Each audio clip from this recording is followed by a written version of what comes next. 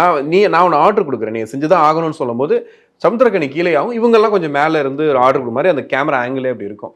அது பர்பஸாவே வச்சிருக்காரு அப்படின்னு சொல்லிட்டு அவர் சொல்லியிருந்தாரு.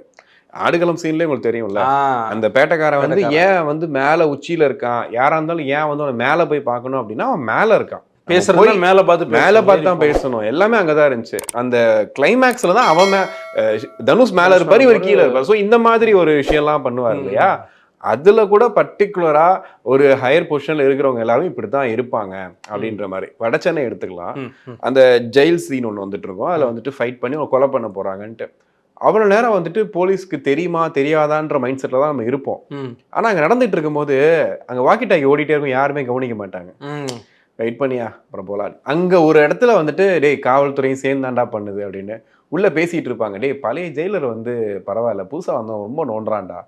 இந்த மாதிரி இடங்கள்லாம் பார்க்கும்போது ஜெயிலுக்குள்ளேயும் இப்படிதான் இருக்கும், அங்க இருக்கக்கூடிய காவல்துறை அதிகாரிகளும் இப்படிதான் இருப்பாங்க, ஜெயிலரும் இப்படிதான் இருப்பாங்க. அவருக்கு டோட்டலாவே காவல்துறை அப்படின்னா இப்படிதான். அது ஆக்சுவலி இவர் பல இன்டர்வியூல பத்தி சொன்னது கிடையாது, இந்த மாதிரி ஒரு சூசகமா சொல்லியிருக்காரு. ஆனா இந்த மாதிரி ஓப்பனா வந்து பாத்தீங்கன்னா படங்கள் ஆனா வச்சிடறாரு, சீன் வச்சிருக்காரு.